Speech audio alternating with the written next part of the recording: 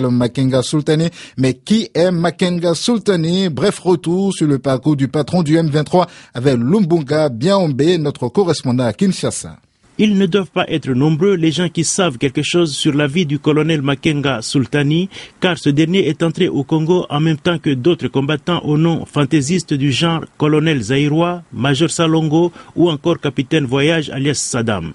Plusieurs sources affirment que le colonel Sultani, c'est-à-dire roi en langue swahili, a combattu dans les rangs de l'armée patriotique rwandaise sous le nom de Ruzandisa. Il s'est retrouvé plus tard aux côtés de Laurent Kunda au sein de la rébellion du CNDP. C'est à ce titre que, en 2008, le nom de Makenga Sultani a été associé au massacre des 67 civils dans la localité de Kiwanja, à une centaine de kilomètres au nord de Goma.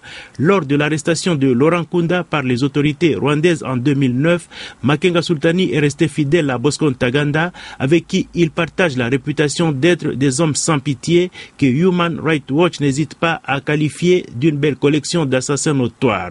C'est le 3 mai 2012 que Makenga Sultani a créé sa propre rébellion, mais beaucoup de gens pensent que lui et ses hommes se sont révoltés suite aux indications selon lesquelles le président Joseph Kabila s'apprêtait à livrer Bosco Ntaganda à la Cour pénale internationale. À la tête du M23, Makenga Sultani est accusé de plusieurs crimes tels que l'enrôlement des petits-enfants, assassinats et autres pillages. Signalons enfin qu'au sujet du gel des avoirs de Makenga Sultani, le porte-parole du gouvernement congolais a déclaré que la communauté internationale devait prendre des sanctions claires à l'encontre des responsables rwandais cités dans le rapport des experts, au lieu de s'en prendre à des individus de seconde main comme le colonel Ruzandisa alias Makenga Sultani. Vous écoutez Zapping Info Congolaise. L'ONU et les États-Unis prennent donc des mesures contre Sultani Makenga, le chef du M23. Cette rébellion déstabilise l'est de la République démocratique du Congo depuis plusieurs mois et le M23 est accusé d'exactions répétées contre les habitants. Les États-Unis viennent d'inscrire Sultani Makenga sur leur liste noire des personnes impliquées dans la guerre en République démocratique du Congo. À Washington, Raphaël Rennes. C'est le département du Trésor qui est à l'origine de la décision. Selon le ministère américain des Finances, Sultani Makenga est à l'origine d'horreurs à grande échelle commises contre la population de RDC, notamment du recrutement d'enfants soldats et de campagnes de violence contre les civils. Fin de citation. Le Trésor américain affirme également que le M23 a reçu des cargaisons d'armes en violation de l'embargo international qui vise la République démocratique du Congo. En conséquence, les éventuels avoirs que le chef du mouvement pourrait détenir aux États-Unis sont gelés et tout ressortissant américain qui engagerait des relations commerciales avec Sultani Makenga s'exposerait à des poursuites judiciaires. L'ONU a également engagé des sanctions contre le chef du M23. Une interdiction de voyager et le gel de ses avoirs ont été émis par les Nations Unies.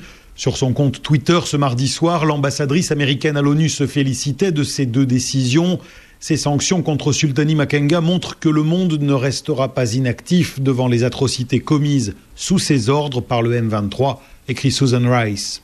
Le 19 octobre, le Conseil de sécurité de l'ONU avait exprimé son soutien aux experts onusiens qui accusent dans un rapport le Rwanda et l'Ouganda d'armer le M23. Raphaël Rennes, Washington, RFI. Vous écoutez Zapping Info Congolaise. Le département américain du Trésor a annoncé mardi que les États-Unis ont placé Sultani Makenga, chef des rebelles du M23, sur leur liste noire des personnes physiques ou morales sanctionnées pour leur participation au conflit en République démocratique du Congo. Makenga est accusé par Washington d'avoir reçu des armes qui alimentent le conflit dans l'est de la RDC et d'être responsable d'horreurs à grande échelle contre la population RDC, notamment du recrutement d'enfants soldats et de campagnes de violence contre les civils.